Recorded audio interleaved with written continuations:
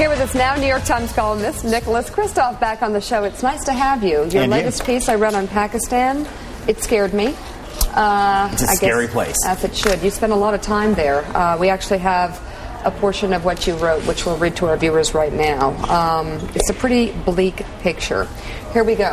I've been coming to Pakistan for 26 years, ever since I hid on the tops of buses to sneak into tribal areas as a backpacking university student, and I never found Pakistanis so gloomy. Some worry that militants nurtured by illiteracy and a failed education system will overrun the country, or that the nation will break apart. I'm not quite that pessimistic, but it's very likely that the next major terror attack in the West is being planned by extremists here in Pakistan. And, well, yes, that's been the worry ever since we put our focus on Iraq. Yeah. And where were they reconstituting? Well, I mean, it's getting worse and worse, and especially in the northwest and around Peshawar, major Pakistani town. It is essentially more or less controlled largely by the Taliban now. But do you know that in the last block we were talking to Richard Engel about what exactly is going to be so difficult about dealing with Afghanistan? I mean, these are frontiers of trouble that are brewing. And I'm afraid that the Obama administration as well, their solution instinctively seems to be send more troops. And, we've tried that in a lot of places, and I'm a little skeptical of that approach. So what would you do? Education. Yeah, I mean, I don't think there's any easy, simple solution, but we have to get Pakistan more part of the solution. In Pakistan, I think we're doing more damage than good right now by bombing people periodically in the tribal areas. And I think working with the tribal leaders, both in southern Afghanistan and in western Pakistan, trying to improve education, social services there, it's going to be a step toward gradually stabilizing the area. During the presidential campaign, when Obama was talking about Pakistan, it was Obama talking tough.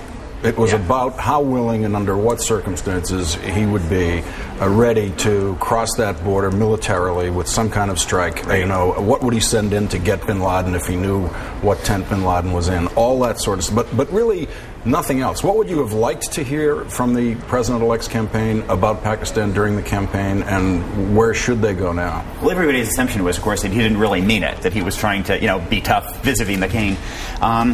I think that, and Pakistanis by and large don't believe it either, but, at the end of the day, we spent $10 billion in Pakistan since 9/11. $10 billion. And it's accomplished nothing except to make us more hated throughout Pakistan, complicated our relations with Afghanistan. We had spent some small fraction of that on education. Let's go back to the possibility that he might have actually meant it. Okay. Is that a good idea? Well, you do need leverage, and you do need to have some ability to whack people, but your ability to whack improves if you're also building schools, for example. And if we get Zawahiri in our sights in Pakistan, of course we've got to knock him out. But the way we've been doing it right now has been to incline toward dropping bombs on people we don't really know who they are. If there's somebody really tall with a lot of people around him, we think, that might be Osama, let's knock him out. What is your sense of the impact of the economic distress? In other words, to the extent to which Pakistan is dependent on an international funding system that basically keeps some of those schools functioning, some of the food being distributed, and now there is simply less money. It's one thing to have one car instead of two. It's another thing to be Pakistan. It makes it really scary. I mean, I think it increases the chance that Pakistan is just going to fall apart. And it makes nuclear material more valuable. Although, I can get to very scary scenarios in economic distress in a place like that. Absolutely. And likewise, I think Venezuela and China are. If we think it's bad here, imagine being head of the Politburo in China. Let's put up those steps that you think should be taken toward Pakistan again. I like that graphic. Number one, slow the financial flow of Pakistan's government and the military. Cut tariffs on Pakistani agricultural and manufactured products. Push for a peace deal in Kashmir. Focus on education. And our next president is going to have the time to do that 1, 2, 3, 4, given everything else. I mean, how do you prioritize Pakistan unless it's simmering over?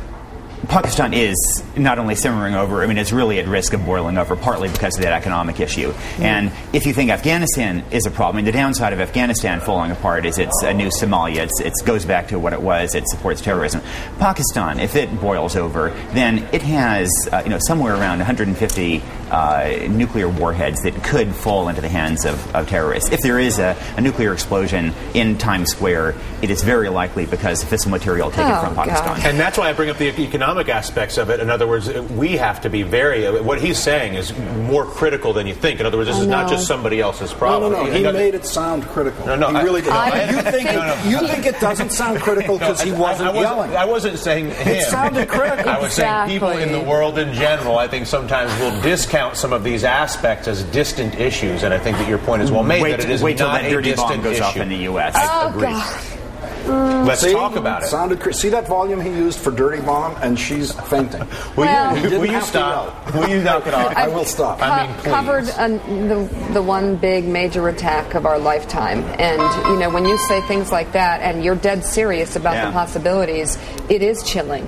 Our intelligence historically has been terrible with Pakistan. We discovered that they had developed a nuclear weapon when we read it in the paper. No one ever from the intelligence community walked into the President of the United States and said, "Hey, the Pakistanis are moving. We're going to have an Islamic bomb soon." No. We discovered it after the fact. It's worse than ever now in Pakistan because basically U.S. diplomats and intelligence officers are prisoners of the embassy. They don't go anywhere. They can't even stay in the major hotel in Islamabad. So we don't know what is going on at all. I mean, even businesses, they sit in Dubai and then send, American expats sit in Dubai, send Pakistani nationals into Pakistan to manage businesses. So we don't know what is going on.